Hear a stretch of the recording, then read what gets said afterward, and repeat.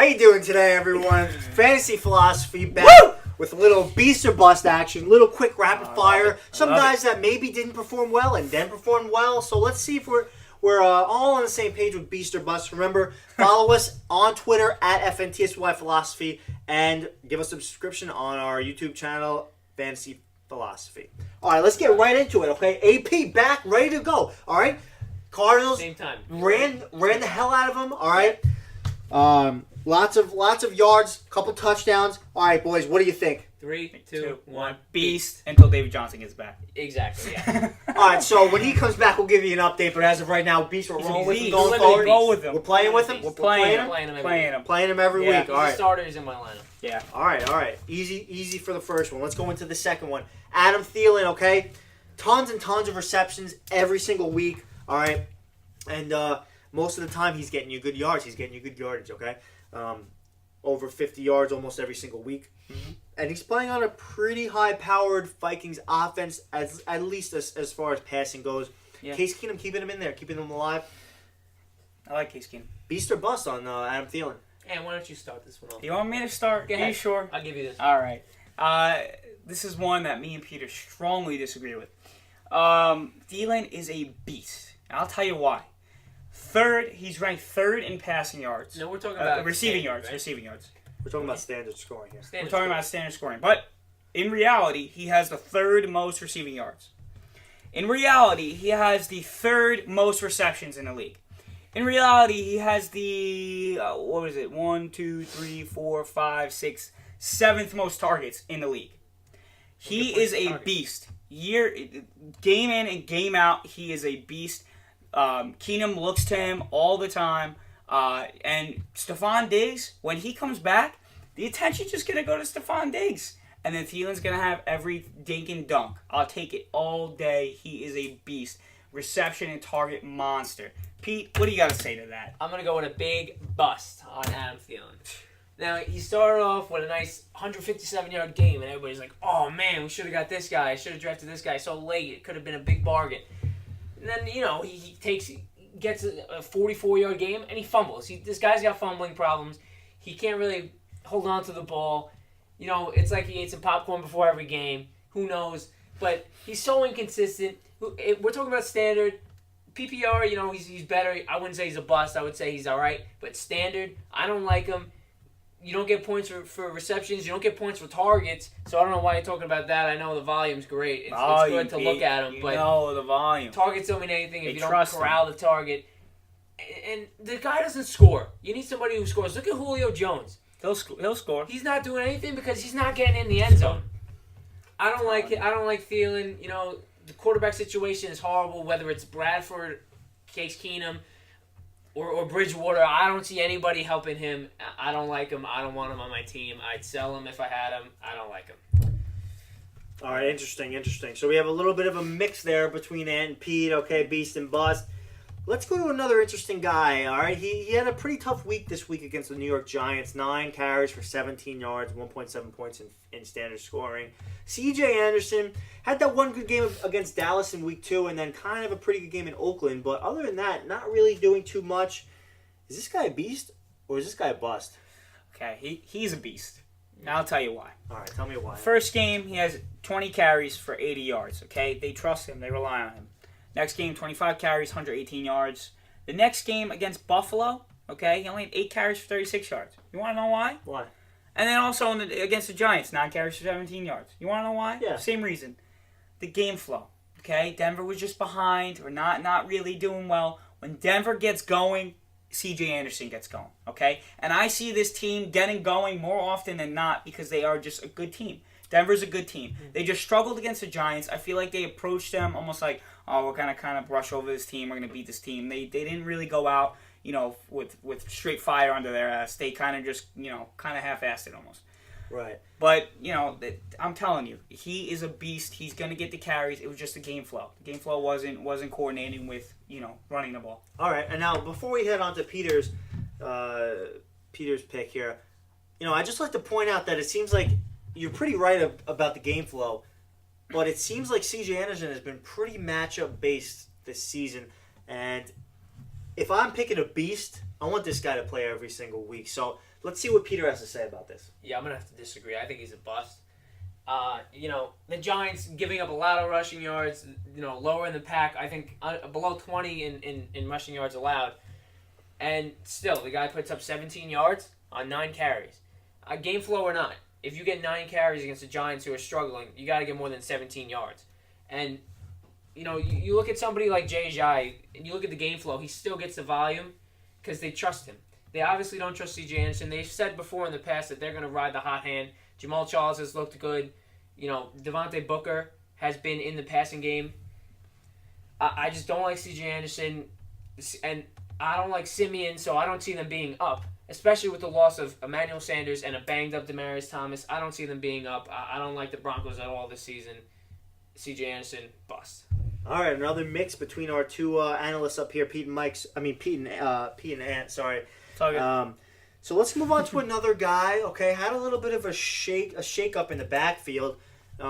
This season he's been consistent, but consistently mediocre. Yeah. Maybe a little bit like Dez, as we were talking about earlier. Not like but in his last 5 games, he's had 7, 7, 8, 6. All right, bouncing back and forth, maybe a flex, maybe a wide receiver 3. But last week against Detroit, he has 25 carries, 114 yards, and 2 touchdowns for 25 fantasy points in the standard. This is Mark Ingram.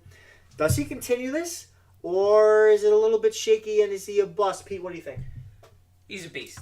You get rid of AP, who I think is a beast, and we all said he's a beast now, but Mark Ingram, he's the only guy who's going to run the ball there with effectiveness. I don't think Kamara is going to be a very good runner. He's going to be great outside of the backfield, coming in and dump offs and everything like that, but obviously with 30 touches, I believe he had this week, he's going to get all the volume. He's their guy. They're giving him everything. And this is finally the one year where, he is really the only guy that you can trust. And they're leaning on him, and it's very obvious. All right, interesting there. Ant, what do you think? So I originally said that this guy's a beast. I'm going to change my answer. Okay. I think he's kind of a bust. All right. Listen, I like Mark Ingram. I feel like you can rely on him week to week, but I feel like you do lean more on the bust side. Only because, listen, the reason why he got this many carries is because New Orleans was up early. Okay, they were up by so much in this game. What was it, like 45-10 or something like that? I don't even remember. I think you're right. Yeah, they were up so much, so they were going to feed him the ball. Normally, New Orleans defense stinks. They're going to let up points. Drew Brees is going to have to throw the ball. Alvin Kamara all day long. You really can't run the ball when you're behind. I feel like the Saints are going to play from behind or trying to compete in a high-scoring matchup, which isn't conducive for the run game. Okay, all right. So it looks like Pete's pretty confident about Mark Ingram going forward. Ant's a little shaky. Still needs to see a little bit more there.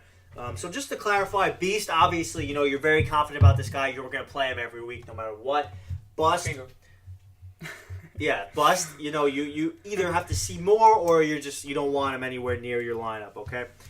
Next guy on the list, I know these two have disagreed with him over time. We disagree on everything. Yeah, it seems like you guys are disagreeing on a lot today.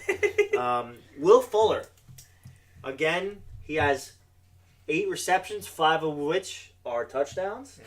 So maybe a little bit of boom or bust, but we haven't seen the bust yet. Okay? So let's start with Ant over here. Ant, is he a beast this year? Is he going to continue this? Or is he a bust? Pete, I'm sorry to say, he is a bust. Okay? Listen, if you picked him up and you started him the past 3 weeks, you're a high flying. That is a great pickup. That is a great start. Congratulations to you. Congratulations to you, Pete. Thank you.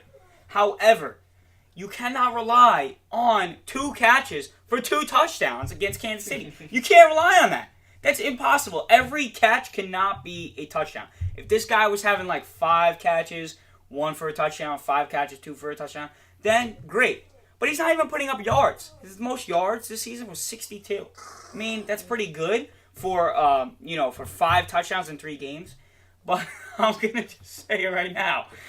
He's a bust. You can't rely on this kind of. You can't rely on this. I'm gonna have to completely disagree. He's a beast. Just look at the numbers. I mean, they speak for themselves.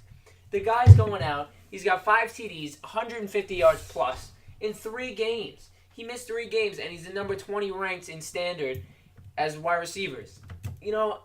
I I would have him in my lineup every week. And the great thing about him is he's a second wide receiver. Everybody's going to try to cover D-Hop. And Deshaun Watson, the way he's running this offense, Fuller's going to get, even if it is 2 catches, that's all he needs. That's all he needs to be a huge And one of them impact. has to be a touchdown, or else he's a bust. And it will be. He's got 2. What are the chances of that? Two of those. 60%.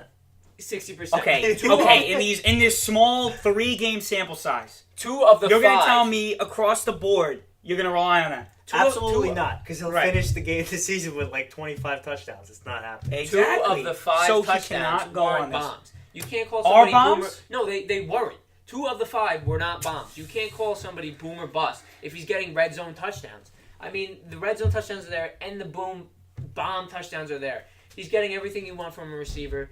You want more targets, you want more catches, but I think he's doing exactly what you want. And he's not. You didn't draft him. Probably, he's a pickup, and if he's somebody you're putting in your flex, that's an amazing flex, and that's great. I want Will Fuller all day. He's a beast. So I think I know your answers here, but it seems like Peter would kind of want that more of someone who's going to score that touchdown and put up points, and Ant would like the consistency. So I'm guessing you would rather have Adam Thielen in your lineup than Will Fuller. And that's correct. That is correct, and you the other way around. Of course. Okay, so if you're consistent, maybe a little bit more risk averse, then maybe you want to go play Thielen. Right. If you got your lineup consistent, and you need a guy who's either going to put up 15 or maybe nothing, maybe you go Will Fuller. So I think it's dependent on your lineup. Make sure that you're checking out your projections, and then obviously make the decision for yourself. The last guy we're going to talk about here is Alex Smith, the number 2 ranked quarterback right now, and he's playing. I think he's playing out of his mind. Yeah, He's transforming that offense into a top tier offense, and he's never done this. We've never seen the Chiefs be pass heavy. Right. They run the ball with Jamal Charles, and I think that's their game plan. Pretty much. And now Kareem Hunt's there, Oh, and we I kind of saw a little bit of that at Right. first, but Alex Smith is just. It's open. It's like the sea is opening. Kareem Hunt is opening the Red Sea, and Yeah. Alex Smith is exploiting that and having great games. 31, 16, 15, 27, 26, 15. He's a viable option in fantasy. Does he continue this going forward? Is he a beast or is he a bust? Beast. He's a beast, hands down. He has... Okay, would you say that last week he had a bad game? 15? Well, overall, like what you Overall, saw on I would say TV against Pittsburgh... Oh, that- yeah, it looked like a terrible Looked game. like a terrible game. He had 15 fantasy points. No interceptions. He hasn't thrown an interception yet. You like to see that. You really do I like really to see like that. to see that. He's got 12 touchdowns, no interceptions through 6 games. That's an average of 2 touchdowns a game. That's not bad. I'll take that any day. I don't know what he's averaging passing yards wise, but he's putting up numbers week in and week out. And he's got a pretty good schedule coming up. Oakland, Denver's a little shaky. Dallas, he's gonna run things on. Then he's got the bye. Then the Giants, Buffalo. He has a pretty good schedule where he will put up the same numbers. And I think he's a guy that you need to own, and he's a beast. He's a beast. I'm sorry, Pete. He's a beast.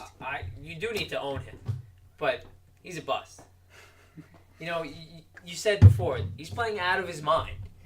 He is. He's playing out of his mind because he's going to slowly come back to earth, as we just saw, and he's going to start playing in his mind. He is a game manager, this guy. He manages games. He'll get them down the field, but they'll kick a field goal. They'll run in the ball. He's not somebody who's going to put up all these big points. His best game is against the Patriots, who, I could go out there and throw 300 against. So let's relax on Alex Smith. Everybody's hyping him up. It's too much hype. He's not going to keep this going. He's a bust for me. I don't really want him in my starting lineup going forward. All right, rest of the season, would you rather have Alex Smith or Kirk Cousins? Alex Smith, hands down. Kirk Cousins. Alex Smith or Dak Prescott? Come on. Alex Smith. Dak Prescott. Wow. Alex Smith or Russell Wilson? Alex Smith. Alex Smith. Last one. Alex Smith or Drew Brees? Drew Brees. Drew Brees. Okay. So there you have it. It looks like Alex Smith is kind of floating around that 4 or 5 spot. Yeah. Brady, Brees, Rodgers is gone now. All right, maybe even throw Carson Wentz above him. Would you take Carson Wentz or Alex Smith? Wenty. I love Wentz. So Wentz. All right. I really like Wentz. So it looks like Alex Smith rounds out the top 5. And so that's it for Beast and Bust for us. Hope you enjoyed our little quick takes here. Remember to follow us on Twitter at FNTSY Philosophy and subscribe to our YouTube page, Fantasy Philosophy. Thank you, and we'll see you next time.